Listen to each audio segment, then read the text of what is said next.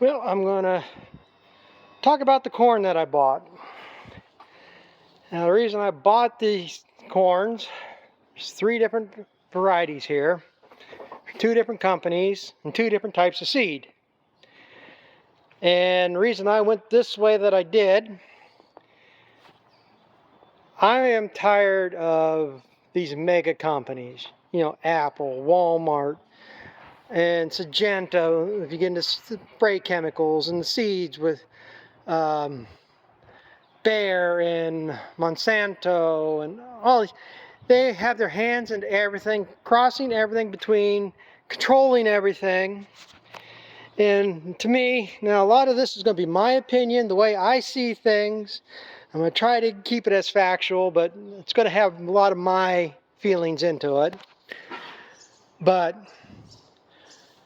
why the hell should I have to buy? Now, if I went down to like the local feed mills here and bought Decob, Seed Consultant, Channel, what the hell are the other ones? NK,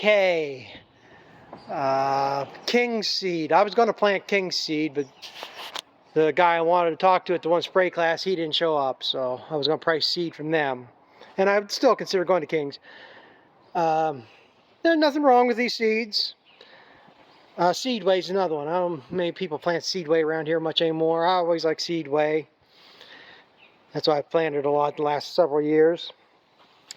But any of them, like I said, I haven't priced them this year, but they're all over 200, probably over 200, probably 220 is the cheapest you would find for a bag of seed.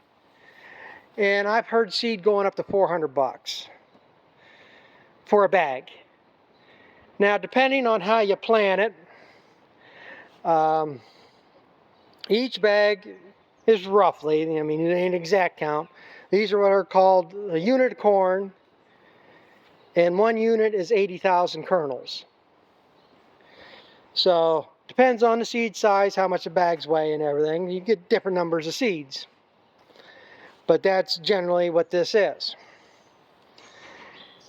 And now this part's just my opinion.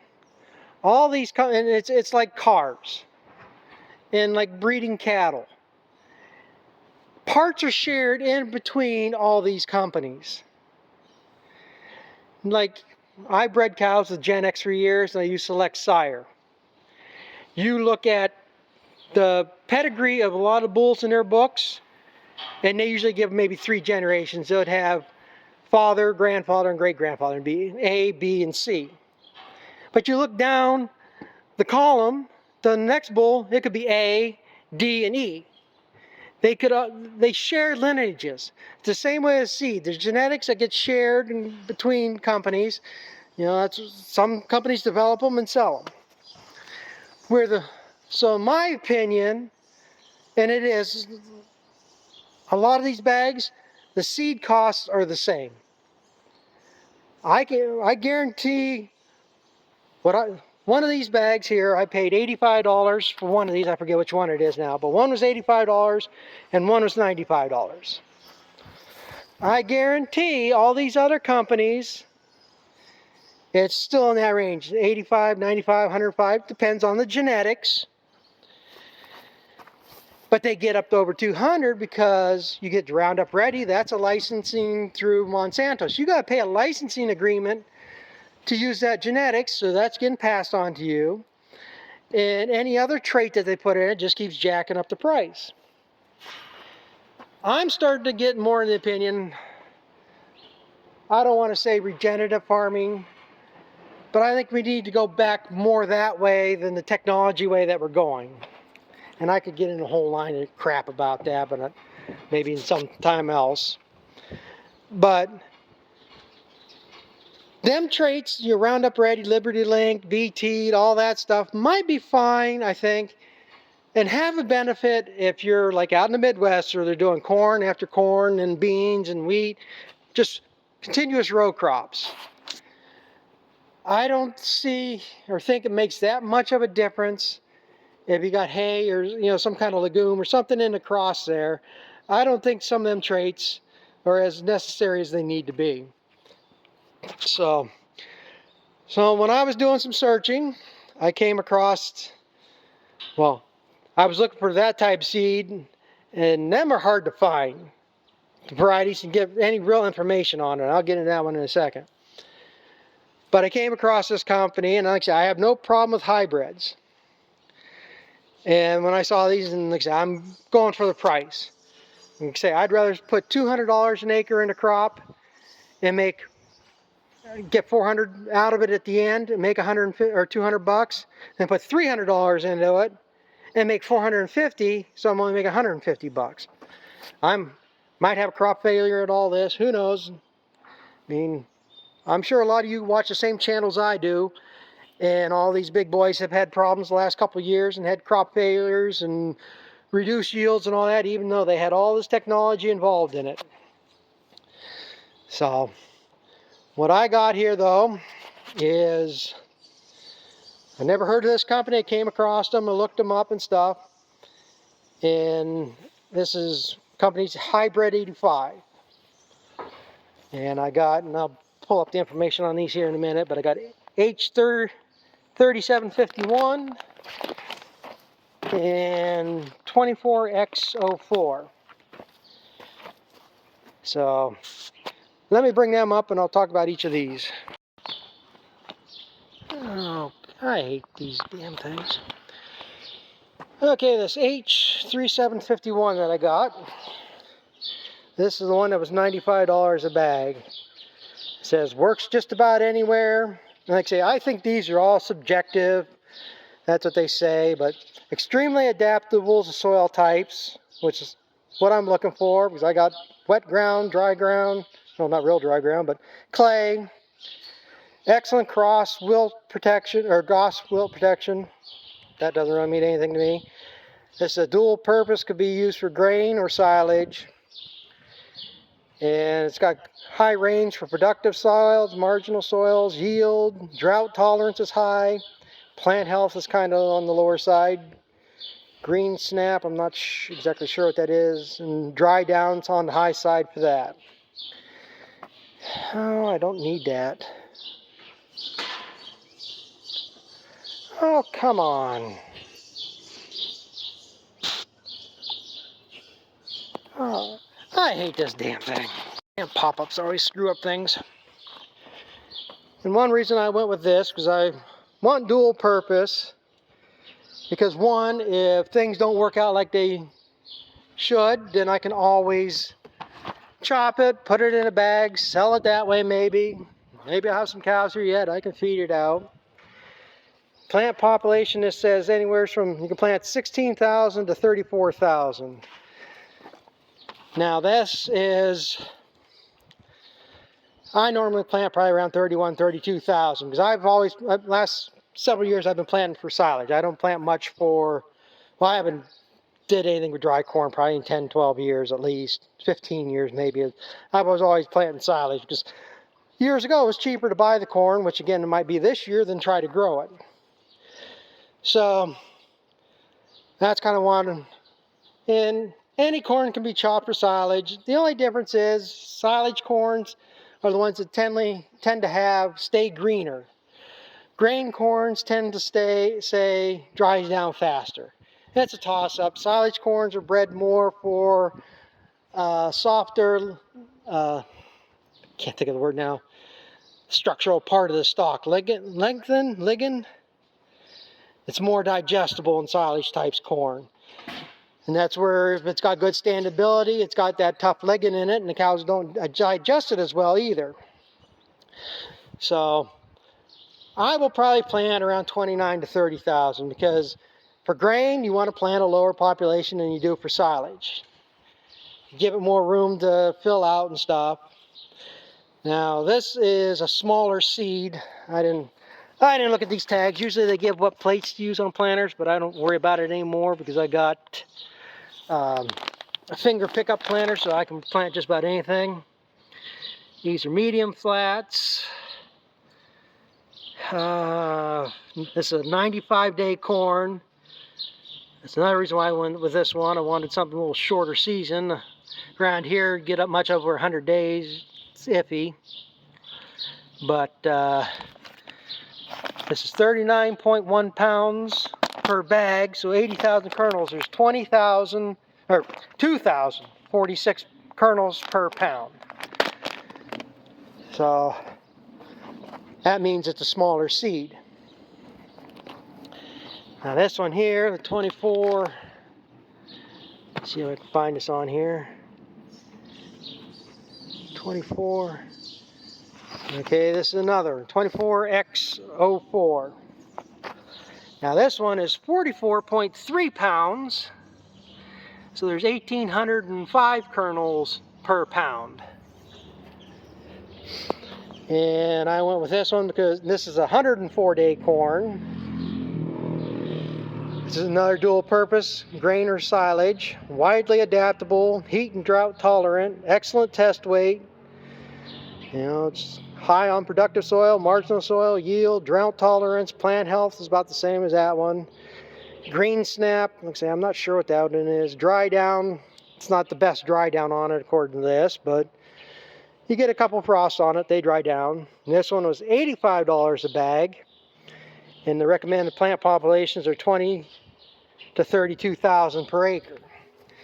So again, maybe I'll play around a little bit, plant one half the field, maybe like a 28,000. Maybe I'll plant the other half the field at 30,000.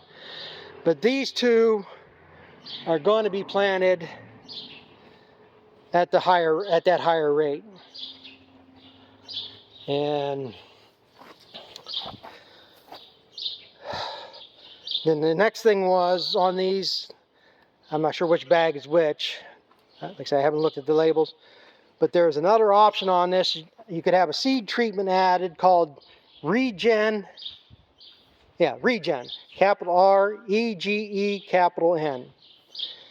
And what that is, it's a clay-based, I don't want to use this term, but anybody that plants soybeans or clover or alfalfa, and they say they're inoculating it, it's a bacteria that is on a clay-based thing, carrier that they coat the seed with. And when that gets in the soil, that bacteria helps break down nutrients and stimulates the plant to grow extra fibers on the roots and stuff to pick up more nutrients. I don't want to say that's exactly what this does, but that's the way he said it. It's a fungi that they add to help break down basic micronutrients. Now, they were sold out. That's why I'm not sure. I have to look at these bags. One of these, they had 2 bags that they had to regen, and the other one, they only had 1 bag. So I'm not sure which ones are which here. These are all treated, it says on here, treated. That means it's got an insecticide. If you ever see seed, the blue, red, green, them are different types of insecticides to keep the worms from eating the seed before they germinate and stuff. So I'm glad to see that. Well, everybody does that. But, so, like I said, I got some of these treated both ways. So, I know, I'm not sure, probably the 104th one I'm going to plant out back the house. Because I know that them two fields would take 4 bags to plant back here. This is going to go into the plain bags are going to go into the one field that's 3 acres. And then the other field, I will probably take one of the bags that's not treated with that regen, plant around the field, and then I'll put the bag that's treated and plant that out, because that's what I said to the guy, you know, that's fine with me. It gives me a chance to try it and see if there is a difference. So that's what I got from the company. The reason why I chose them, it was cheaper. I don't believe there's that much difference between genetics between this company and the other companies.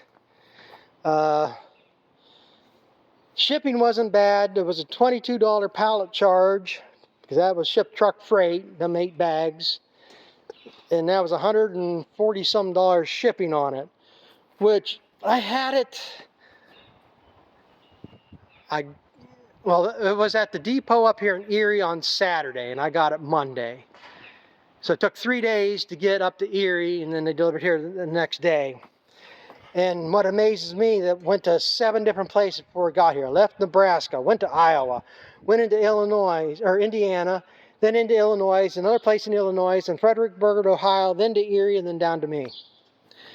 And I guess for $104, you can't beat that. And like I said, it was fairly fast shipping. I was actually surprised. I was afraid this was going to take a week or 2 weeks, but I guess as long as it got here. Now, like I said, the one bag got damaged. I'm not worried about that. It wasn't their fault. I don't think it was, well, probably somebody stacked something somewhere at the shipping companies. I mean, even though they had a cardboard on there to protect it, it still popped the bag, but I'm not out that much. I mean, if I lost $2 worth of seeds, I'd be surprised. So it's not that big of a deal to worry about. I know everybody wants to talk nickels and dimes, but sometimes you gotta look at the bigger picture. And let me pull up the information on this seed, and this is gonna be something a lot of people don't know or realize about. There is toss up one way or another, but another reason why I bought this seed. Okay, now this seed is different than that seed. That's what they call a hybrid. This is what they call open pollinated. And after I get done talking this, I'll tell you the difference between these. Now, I got this from a company called Seed World. It was $75 a bag, $74.95. It's a maturity of 105 to 112 days. Which I'm not too keen on. If I don't, still going to plant some of this, but this really should be planted like this week. But we are getting longer. We don't usually get frost till October now, so I'm still not too worried about it. One of the most productive, hardy corns ever developed. Stalks to 7 to 9 foot. Double ears. That's one thing that sold me on it. Well filled with 16 rows of deep, close set, moderately flat seed. And that's, like I say, it is hard to get much information on open pollinated. There was another guy I was going to order some from, but they haven't updated their website in 2 years. So I went searching around now. This one is called Reed's Yellow Dent. I've heard this before. This is nothing really new to me. I know my dad planted this years ago. I know I planted it with him. I've seen it planted and stuff. I can't remember what the one they talked about. He always talked about, I think it was called Beef Master. Maybe I'm thinking something else. But across the road here where I have put my silo bags, I remember him telling that they had corn in there that one year. He says you almost need an axe to cut the stalks. They chopped that corn with a John Deere A on a chopper. And you could stand on the back tire of that tractor and still not touch the top of the tassels. And that corn was so big, of course, back then, because an A's a small tractor and it's not equipment like they are nowadays, you'd basically ease the clutch into it and chop one stalk at a time, because by the time it'd go through the chopper, it just couldn't handle it back then. But things change over the years and stuff, but this is what I was a little worried about. It is actually has a seed treatment. It's got Maximum XL on it. And it's, like I say, there's different ones. One used to be called Poncho and stuff. Every company's basically, again, probably the same chemicals. Somebody just names it and colors it different. Okay, this one has seeds per pound 1,624. This is sold in a 50-pound bag. So you figure this out, this is over 81,000 kernels in a bag. So there's more seed in these. Problems with this corn is it's going to be more prone to disease. It's not bred like the hybrids are nowadays to tolerate different things. Basically what you do though is, it is stronger or better seed than it was years ago, because you pick out the ears that do the best. You always take the best of the crop for your next crop. This stuff here, I can plant the seed next year. Plant this corn, pick it this fall, I can plant it next spring. Got to do a little, I'm going to have to pick out ears, hang them up probably to dry out. You know, you just can't shell it, put it in the bin and go haul it out of the bin and expect good results. But from what I've read, it's like I say, it's kind of hard to find information on hybrids. Now, stuff I have found is, one, it does better on wide rows, and I plant 36-inch rows. So I'm more set up, it'll be more adaptable to me. You don't plant this as heavy. I've seen for ear corn anywhere from 18 to 24,000 per acre, to silage corn like up to 28,000. I mean, it can be used either way too. So this here, I'll probably plant this down around 27, 28,000, a little bit less. But from what I've seen, watched some guys, they plant this corn no-till. They only use manure. They don't use no commercial fertilizer. You know, you might not get as good a yield, but you can grow it. Another thing, and I think, and this is my opinion, why this does better.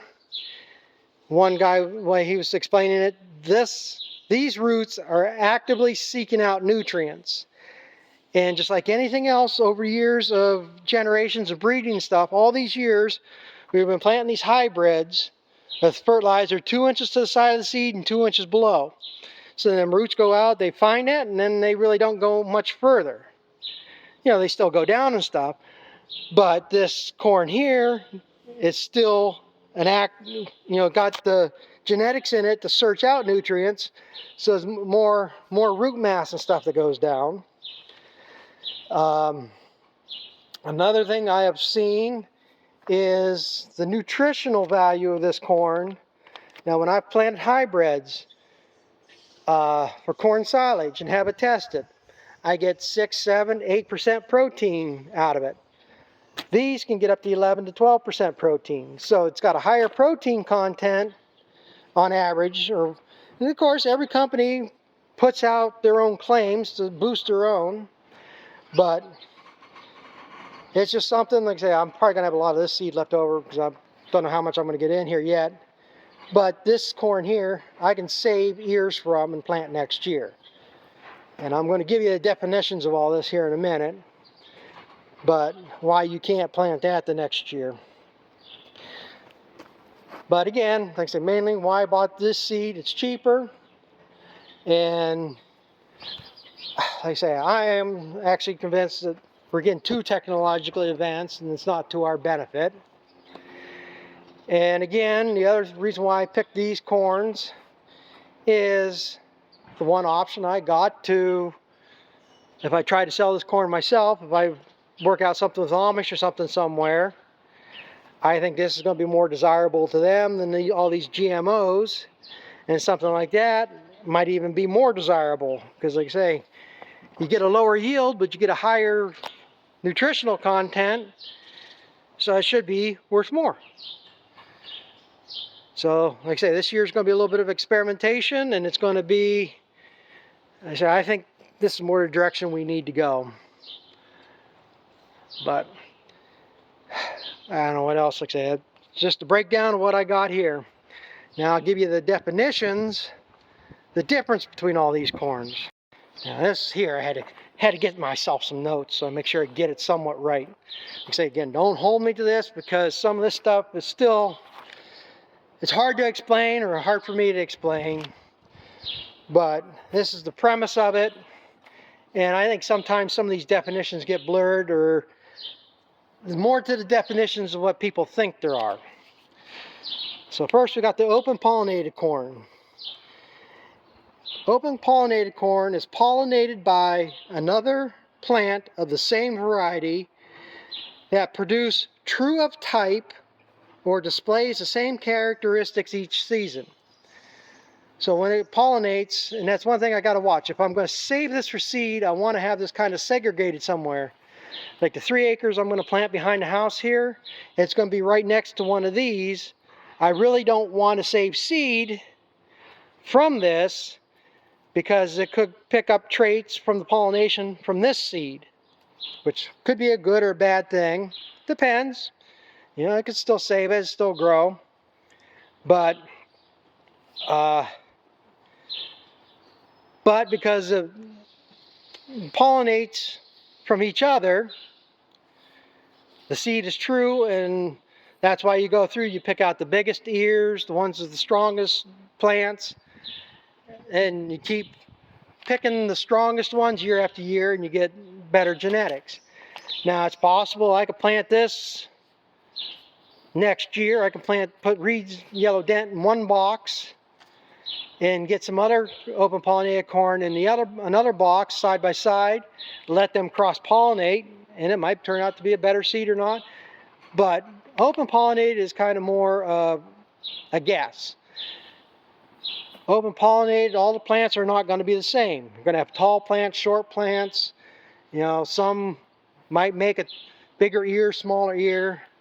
There's just a lot of variability in open pollinated corn. Now hybrid, and I'm going to put a clip in the comment section video I saw that might explain a little bit better than what I'm going to. But hybrid is the offspring of two pure genetic lines of corn, also known as inbred parents. Now I don't exactly understand what it is, but it's generally the same thing. In the video he's telling about, they plant 4 rows. It's basically a female plant and a male plant. And when it comes to germination or pollination, that's where they cut the tassels off. I believe it's the male plants. Like I say, I'll put this clip in and maybe he can explain it better. And then when they do pollination by hand somehow there, I mean, it's a process. And then they destroy the female plants after pollination, I think it is, and they harvest the male plants for the seed. And that's how they cross it over and all. It's a process. The thing with hybrid, you can't replant the seed. You can replant it, but you're not going to get nowhere near the yield potential or anything, because basically it's an inbred plant. And it's not going to produce the same year after year. Now GMOs is what I think gets everybody a little bit hazy. GMOs are created in labs for desirable traits by injecting seed with genes from another plant. Well, in my opinion, a hybrid is technically a GMO because you're crossing plants. I don't have a problem with the term GMO or GMO corn if you're crossing plant to plant. Now, a lot of hybrids, that's the way they do them too, is they cross genes to get the desirable traits they want from 2 different strains of corn or 3, and then they grow the seed from that, and they bypass the pollination part of it. My issue is, and starting to be, if they're taking a trait from a different type of plant, put it in the corn plant, now, like Roundup Ready corn, if they have found a corn strain that is resistant to Roundup and able to take the gene out of that corn plant, put it in this corn plant with other traits they want, I don't really have a problem with that. But if they're taking a gene out of like a watermelon and put it into corn for a trait they want, now that's where it gets a little bit iffy to me. So I'm not saying Roundup Ready and all these are a bad thing. I am starting to you start hearing things that are going on with finding Roundup in this and Roundup in that, like cereals. I don't have a problem with using Roundup on the plants. I am starting to have a little bit of an issue, in my opinion, this is just an opinion, like when they use it to desiccate wheat. And if nobody knows what that means is, you know, when wheat reaches a stage, it starts drying down on its own. Well, a practice has come around where they started spraying wheat, oats, whatever, with Roundup to kill it off early so they can harvest it earlier. Because a lot of these areas where that's about all they can grow is grains and peas and cereals, that they have a shorter weather span than we got like down here, so they use different practices. Now, in my opinion, I don't have a problem with Roundup Ready corn. When you're spraying Roundup on the corn, they say most of the time they're going in for post-application when the corn's like a foot tall, 1.5 feet. Well, from that point till you harvest, that plant has a lot of time to metabolize, and that chemical gets dissipated. Yes, some probably does stay in the plant, maybe it's not a good thing. But when you're talking desiccating wheat, you're spraying it, and maybe 2-3 weeks later you're combining it, I don't think, and you're already spraying it on a plant that is in the process of dying, I don't see how it metabolizes and gets rid of it.